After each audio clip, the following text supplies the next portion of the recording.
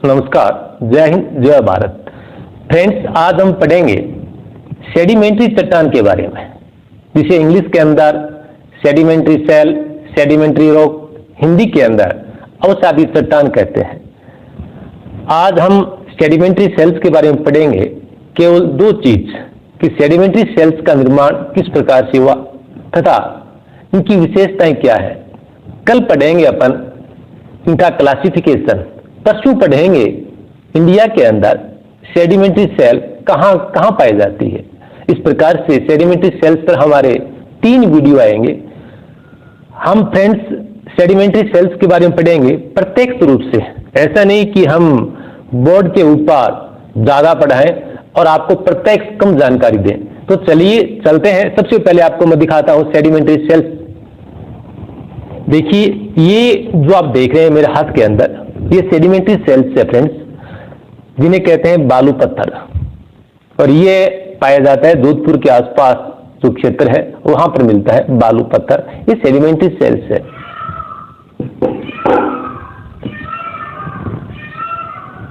Friends, आप जो ये देख रहे हैं मेरे हाथ के अंदर, आप देख रहे हैं ये भी सेडिमेंट्री सेल्स है।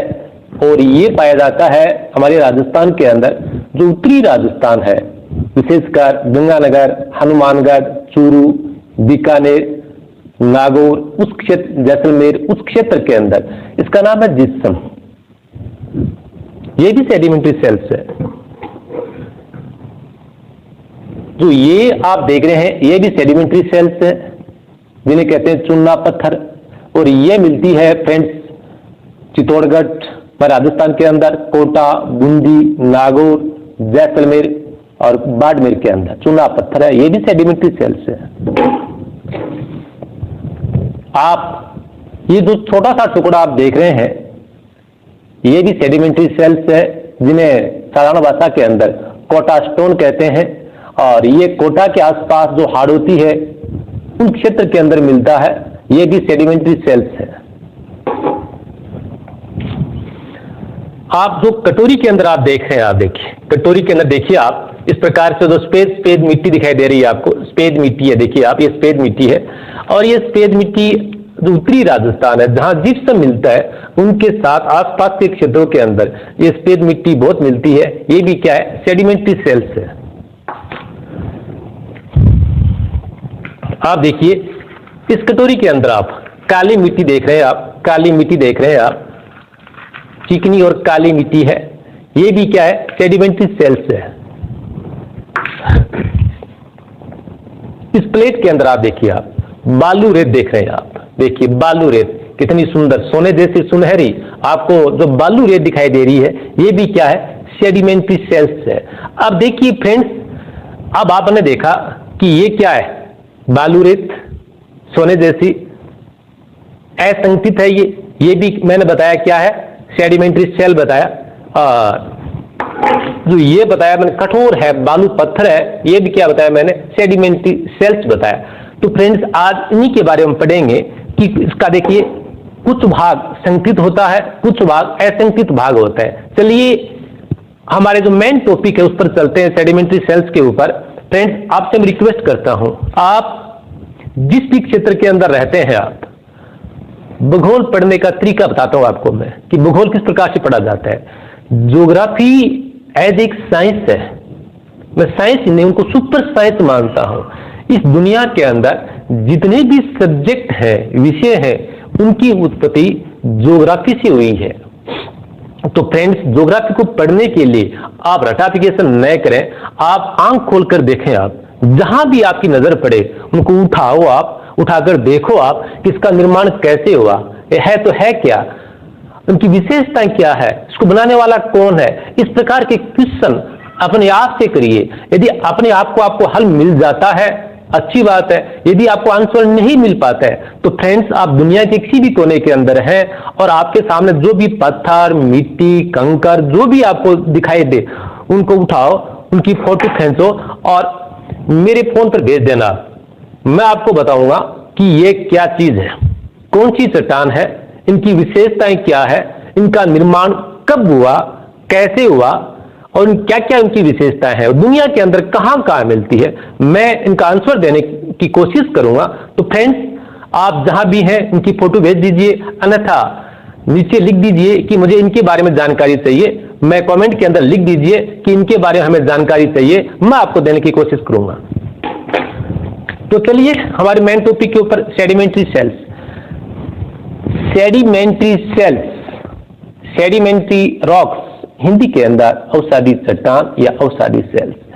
तो सेडिमेंट्री जो शब्द है वो लिया गया है, लैटिन भाषा का शब्द है, सेडिमेंटम से लिया गया है, यानी सेडिमेंटम से बना सेडिमेंट्री। सेडिमेंटम का अर्थ होता है sitting down, sitting down, sitting down, यानी नीचे बैठना, नीचे बैठना। अब देखिए होता क्या है इन सेडिमेंट्री सेल्स के अंदर, जो अवसाद होते हैं, अवसाद धीरे धीरे या स्थल के ऊपर या जल के अंदर धीरे धीरे जमा होते जाते हैं और ताप और दाब द्वारा किसके रूप में तब्दील हो जाते हैं, सेडिमेंट्री सेल्स के रूप में तब्दील हो जाते हैं।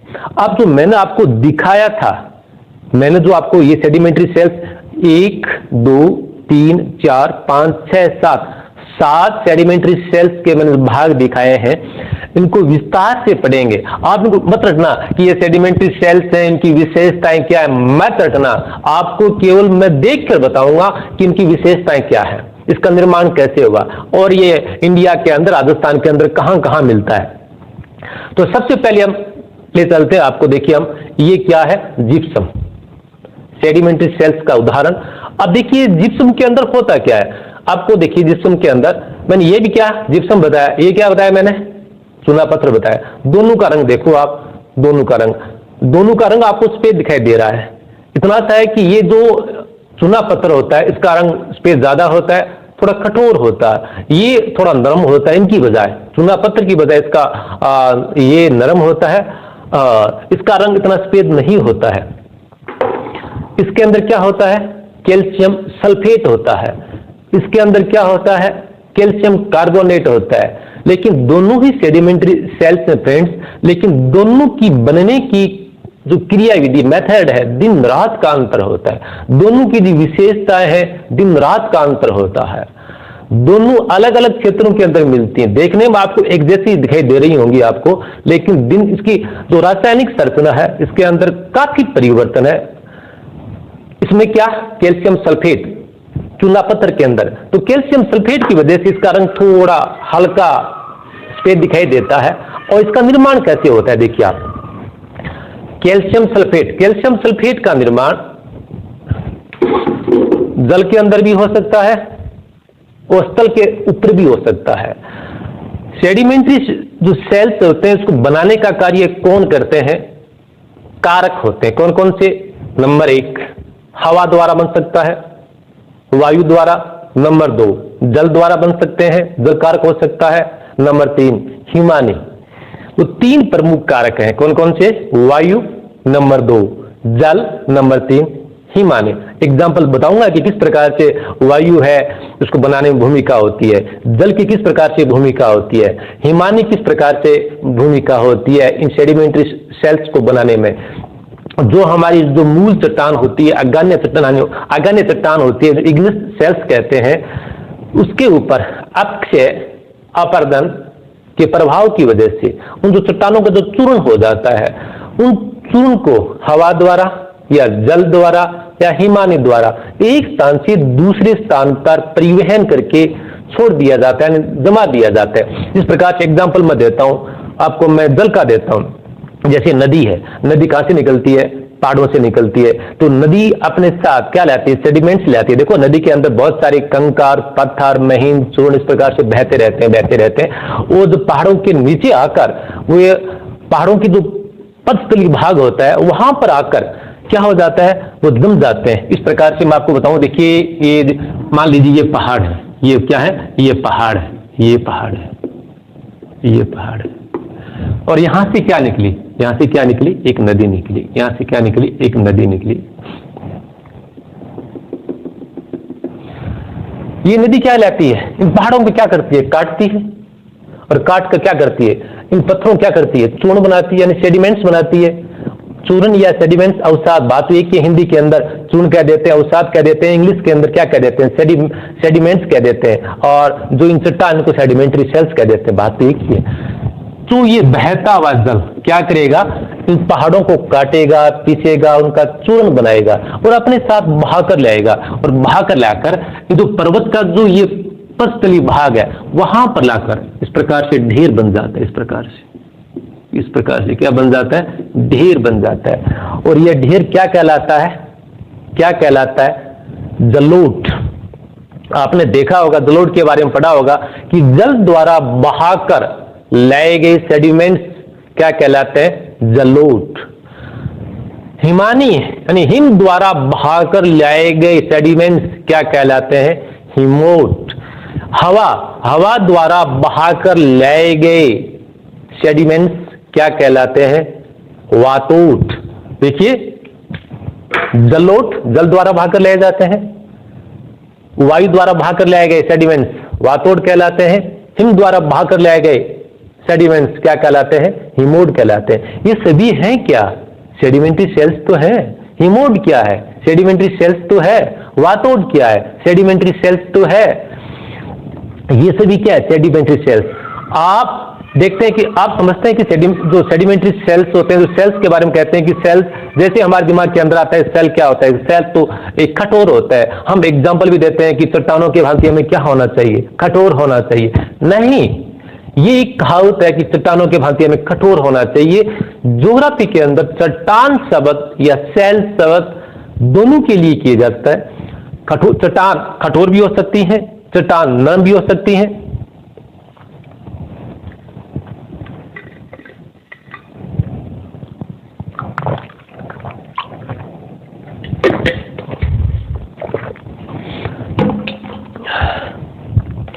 जो हमारा पृथ्वी का जो ऊपरी हिस्सा है, जो भूपृष्ठ है, उसके ऊपर देखो आप 75% सेल कौन सी है, सेडिमेंट्री सेल्स है।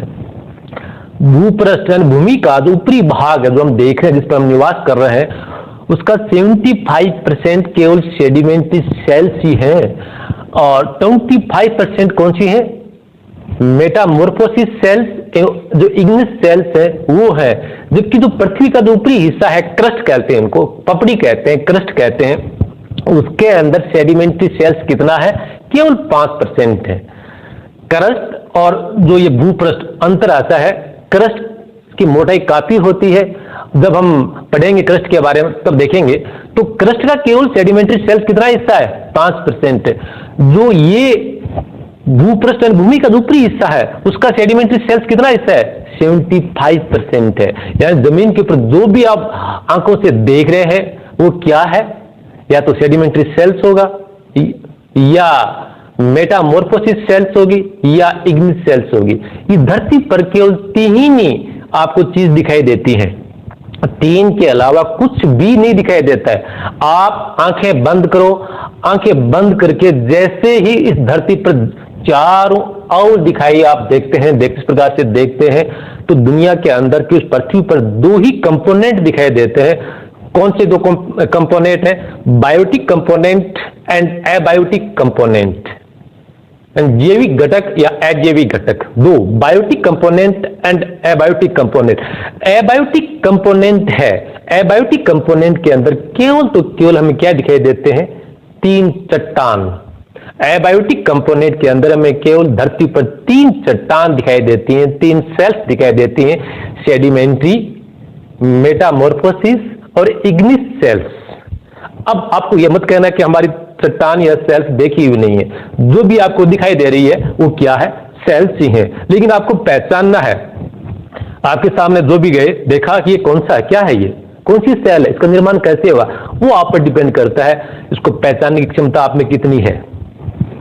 तो देखिए, मैंने ये आपको बता रहा था, आपको मैं क्या बता रहा था, तो ये हमारा जो जिप्सम है, ये जिप्सम राजस्थान के अंदर, उत्तरी राजस्थान है उसके अंदर मिलता है। इसका निर्माण स्थल के ऊपर भी हो सकता है, नंबर 2 जल के अंदर भी हो सकता है। इसका निर्माण नदी द्वारा बहाकर लाए गए कैल्शियम सल्फेट, कैल्शियम फास्फोरस जैसे तत्व होते हैं, नदी द्वारा जो सेडिमेंट्स होते हैं बहाकर लाए जाते हैं, जिसके अंदर कैल्शियम भी होता है, सल्फेट भी होता है, फास्फोरस भी होता है, सिलिका भी होता है, जब ये जमा हो जाते हैं परत दर परत दर परत, इस प्रकार से पहले एक परत जमी, उसके पश्चात दूसरी परत जमी, उसके पश्चात तीसरी परत जमी, इस प्रकार परत के ऊपर दूसरी परत, तीसरी परत, चौथी परत, इस प्रकार से जमते जाते हैं ये सेडिमेंट्स। और ये कैल्शियम और सल्फेट मिलकर किसका निर्माण करते हैं? जिप्सम का निर्माण करते हैं। अब आपके ये दिमाग में आता है कि जिप्सम से पहले, ये जो जिप्सम है कैल्शियम सल्फेट जिससे प्लास्टर बनता है, तो देखिए इससे पहले इसका रूप कौन सा था? वर्तमान के अंदर क्या जिप्सम? जिप्सम से पहले ये क्या था? जिप्सम से पहले ये सफेद मिट्टी थी, सफेद मिट्टी। उत्तरी राजस्थान के अंदर जिप्सम, जहां जिप्सम मिलते हैं उनके आसपास क्षेत्रों के अंदर सफेद मिट्टी मिलती है। इस प्रकार की देखिए बहुत ही मुलायम होती है, ये सफेद मिट्टी है। पहले ये सफेद मिट्टी थी, नदी द्वारा बहाकर लाए गए ये कैल्शियम सल्फेट थे, इससे क्या बना? सफेद मिट्टी का निर्माण हुआ। धीरे धीरे समय के साथ ताप और दाब में परिवर्तन होता गया और सफेद मिट्टी से क्या बन गया? जिप्सम बन गया। सफेद मिट्टी सेडिमेंट्री सेल्स है, जिप्सम भी सेडिमेंट्री सेल्स है। इनकी विशेषताएं देखिए आप, इसके अंदर क्या मिलती है? परतदार। जो सेडिमेंट्री सेल्स है उसके अंदर क्या विशेषता होती है? इसके अंदर परत मिलती है, क्योंकि ये हवा द्वारा हो या जल द्वारा हो, ये देखिए या हिमानी द्वारा जो भी सेडिमेंट ले जाते हैं, ऐसा तो नहीं कि एक साथ ले जाते हैं, लाते रहते हैं, जमाते रहते हैं, इस प्रकार इसके अंदर परत जम जाती है। क्या बन जाती है? परत। तो इसके अंदर क्या बनती है? क्या विशेषता है कि सेडिमेंट्री सेल्स परतदार होती है। क्या होती है? परतदार होती है। इस प्रकार से प्याज की परतें होती है ना, पहले एक परत उतारा, दूसरी, तीसरी, चौथी, इस प्रकार से इसके अंदर भी क्या होती है? परतें होती हैं। यानी पहली विशेषता ये परतदार होती हैं। दूसरी विशेषता इसके अंदर क्या मिलते हैं? जोड़ या संधि। देखो आप इसके अंदर, देखो आप, ये जोड़ रहा, इसके अंदर देखो ये जोड़ रहा, ये जोड़ रहा, इसके अंदर ये जोड़ रहा, ये जोड़ रहा, इसके अंदर क्या मिल रहे हैं? ये जोड़ या संधि मिलते हैं इसके अंदर। क्यों मिलते हैं जोड़ या संधि? उसका कारण बताता हूं। क्योंकि ये परतदार होते हैं, सेडिमेंट है वो जमते जाते हैं। पहले एक परत जम गई, क्या जम गई? एक परत। इस प्रकार से एक परत है, सेडिमेंट आए और इसके ऊपर जम गई, एक परत बन गई। उसके पश्चात सेडिमेंट आए, दूसरी परत बन गई, उसके पश्चात तीसरी परत बन गई, चौथी बन गई, पांचवी बन गई। अब क्या करेंगे? पहली परत बनी थी उसके ऊपर क्या करेंगे? दूसरी, तीसरी, चौथी और पांचवी क्या डालेंगे? प्रेशर डालेंगे, दाब डालेंगे। दाब डालने से तो नीचे वाली जो परतें हैं पहली और दूसरी, वो क्या हो जाएंगी? टूट जाएंगी, चटक जाएंगे, जगह जगह जगह से क्या हो जाएंगी? टूट जाएंगी, चटक जाएंगी, जिनकी वजह से इसके अंदर क्या मिलते हैं? जोड़ या संधि मिलते हैं। कभी आप इस प्रकार से रटाफिकेशन मत करना कि जो सेडिमेंट्री सेल उसकी विशेषताएं किस प्रकार से, नहीं।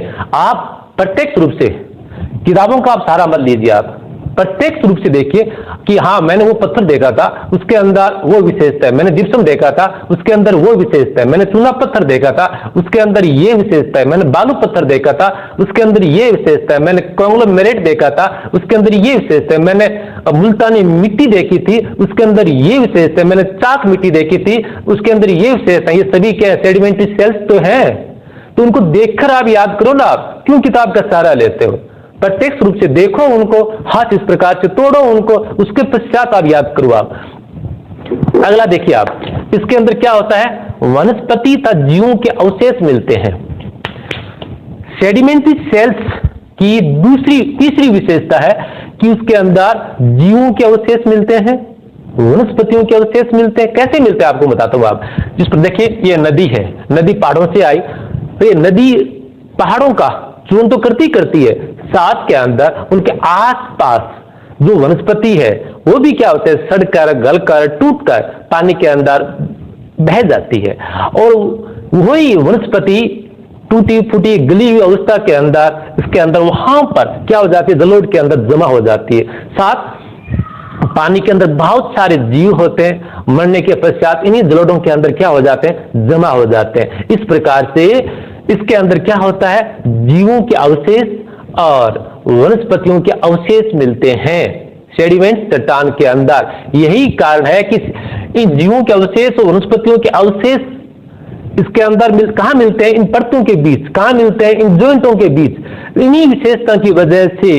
देखिए सेडिमेंट सेल्स के अंदर क्या पाया जाता है? खनिज तेल, जिसे आप पेट्रोलियम कहते हैं। क्या कहते हैं आप? पेट्रोलियम कहते हैं, पेंटोल कहते हैं। पेट्रोलियम और पेंटोल दिन रात का अंतर होता है। पेट्रोलियम, पेट्रो का अर्थ होता है चट्टान, ओल का अर्थ होता है तेल, यानी चट्टानों का तेल, यानी खनिज का तेल। तो पेट्रोलियम का हिंदी में कहते हैं चट्टानों का तेल, यानी ये चट्टानों के अंदर पाया जाता है। अब चट्टानों के अंदर कहां पाया जाता है? केवल सेडिमेंट्री चट्टानों के अंदर पाया जाता है। मेटामॉर्फोसिस सेल्स के अंदर कभी भी खनिज तेल या पेट्रोलियम नहीं पाया जाता है। नंबर 2, जो इग्निस सेल्स हैं या अग्न्य सेल्स हैं, उसके अंदर कभी भी पेट्रोलियम या चट्टानों का तेल या खनिज तेल नहीं पाया जाता है। केवल किसमें मिलता है भाई? सेडिमेंट्री सेल्स के अंदर। क्यों मिलता है?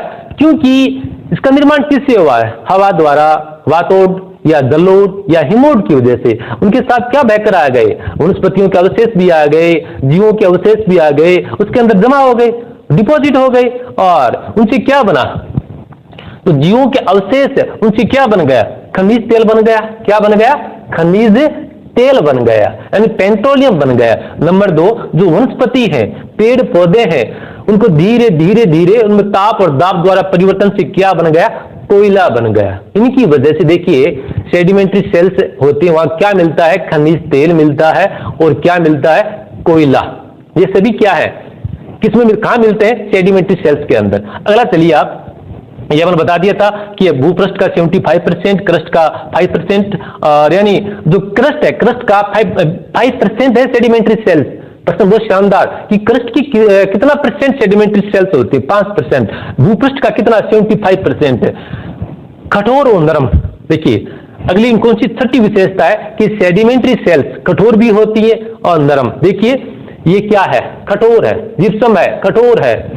चूना पत्थर है, कठोर है। बालू पत्थर है, कठोर है। कोटा स्टोन है, क्या है? कठोर है, कठोर भी है। अब नरम देखिए, ये बालू रेत है, देखिए कितनी मुलायम है। ये क्या है? सेडिमेंट्री सेल्स है। ये भी क्या है? नरम है। इस प्रकार से नरम।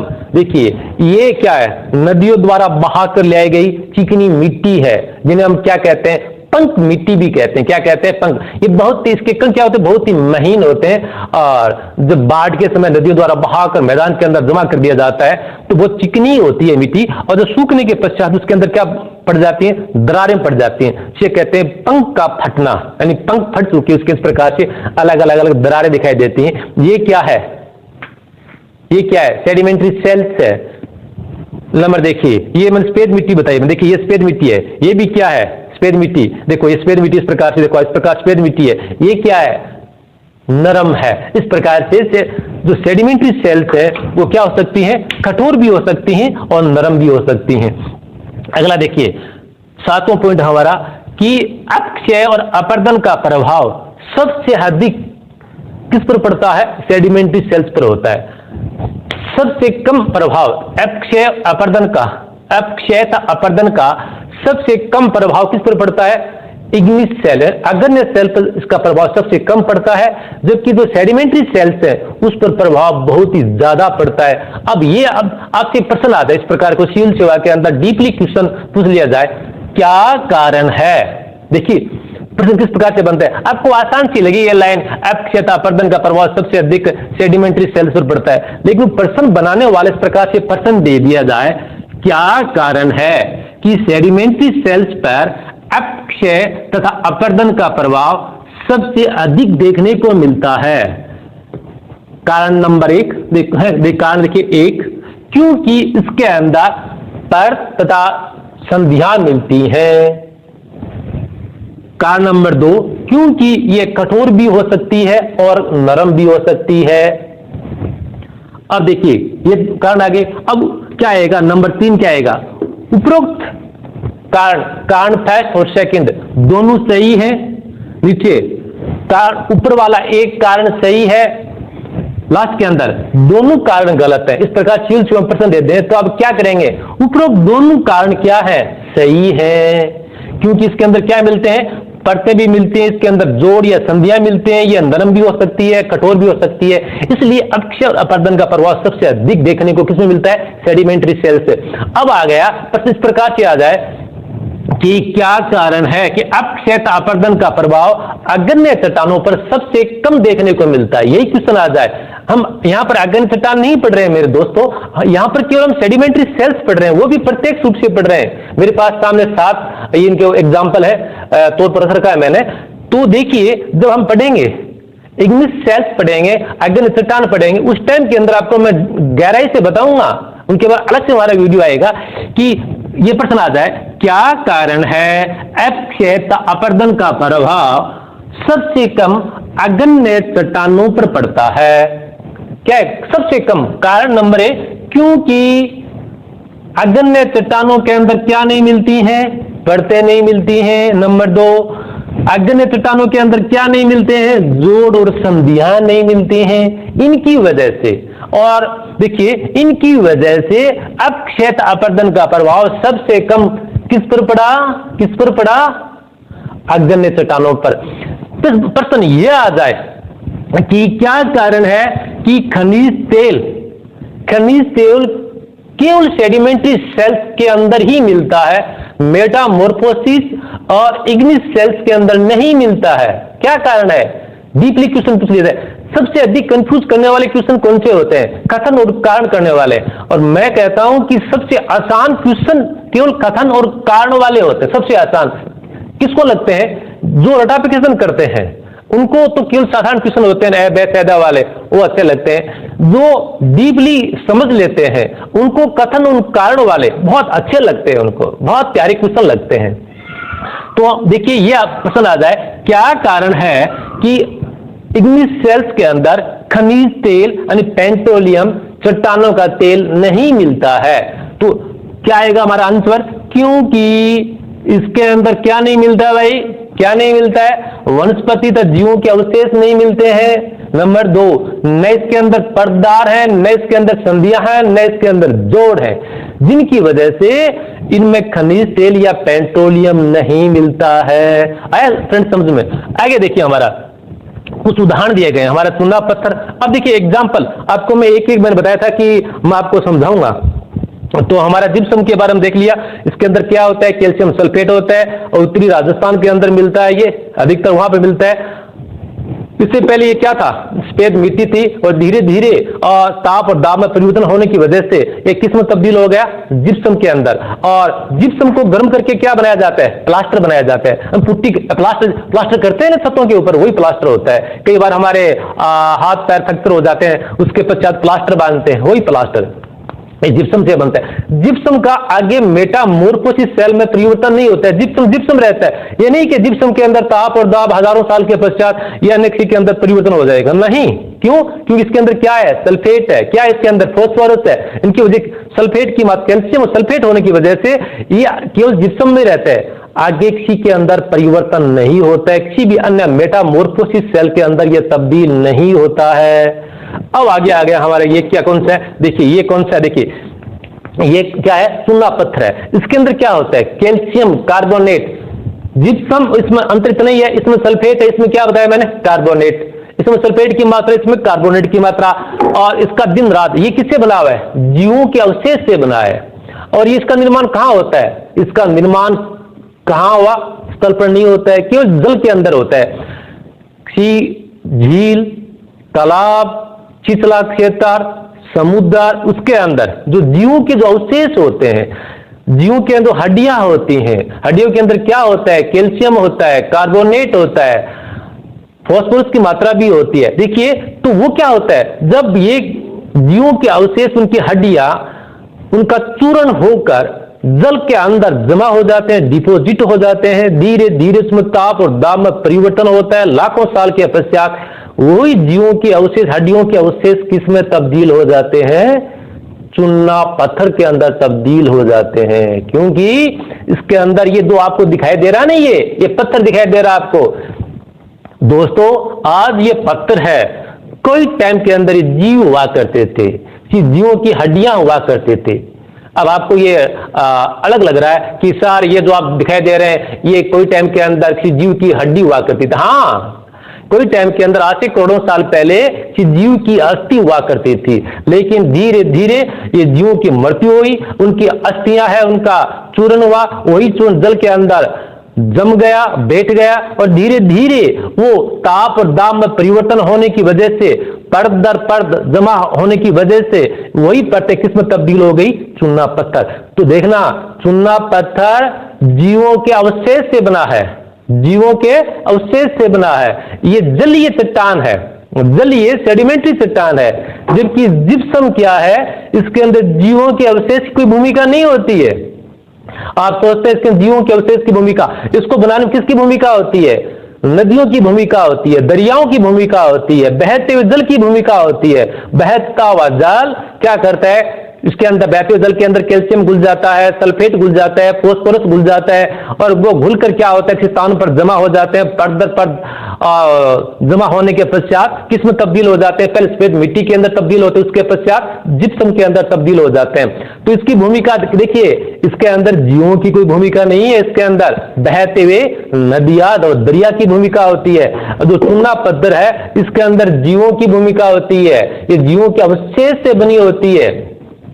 ये हमारे राजस्थान में कहां मिलता है? ये कोटा, बूंदी, चित्तौड़गढ़, नागौर, जैसलमेर और बाड़मेर के अंदर देखिए वहां मिलता है। अब हमारे क्वेश्चन ये आता है कि सर देखिए उत्तरी राजस्थान जहां वहां पर क्या मिलता है? जिप्सम, और जैसलमेर, बाड़मेर, नागौर और चित्तौड़, कोटा और बूंदी के अंदर क्या मिलता है? चूना पत्थर। सर ये कारण क्या है? वहां चूना पत्थर मिलता है तो यहां पर चूना पत्थर क्यों नहीं मिलता है? चूरू में क्यों नहीं मिलता है? गंगानगर में क्यों नहीं मिलता है? हनुमानगढ़ में क्यों नहीं मिलता है? आपके दिमाग में क्वेश्चन आया होगा।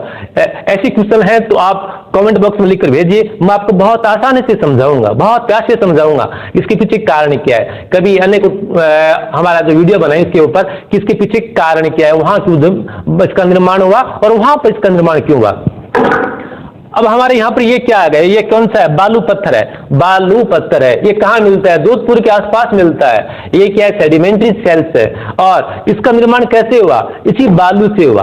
किसी जो ये बालू है ना, ये बालू इसी बालू से इस पत्थर का निर्माण हुआ है। ये धीरे धीरे ये बालू जल द्वारा और वायु द्वारा परिवहन होकर एक जगह पर जमा होती गई और उनकी परतें उसकी बनती गई। धीरे धीरे ताप और दाब में परिवर्तन होने की वजह से ये किस में तब्दील हो गई? बालू पत्थर के अंदर तब्दील हो गई। इसका रंग अब देखो कैसा दिखाई दे रहा है? बादाम जैसा दिखाई दे रहा है। क्यों? क्योंकि इसके अंदर किसकी मात्रा है? सिलिका की मात्रा है। देखो जो ये बालू रेत है कितनी, आपको देखो कितनी सुंदर लग रही है। इसके अंदर आप देखो, आप कभी बालू रेत है इसको इस प्रकार से हाथ में उठाओ, आप हाथ में उठाकर गौर से देखो। यदि आपके पास लेंस है तो लेंस के द्वारा उनको देखो। आप इस बालू के अंदर आपको जो गोल्डन कलर के जो आपको कण दिखाई दे रहे हैं सोने जैसे, वो क्या है? सिलिका है। और इसके अंदर देखो आप, उसके अंदर चमकीले और जो सफेद रंग के दिखाई दे रहे हैं वो क्या है? एल्यूमिनियम है। और जो विदाउट चमकीला और सफेद दिखाई दे रहा है वो क्या है?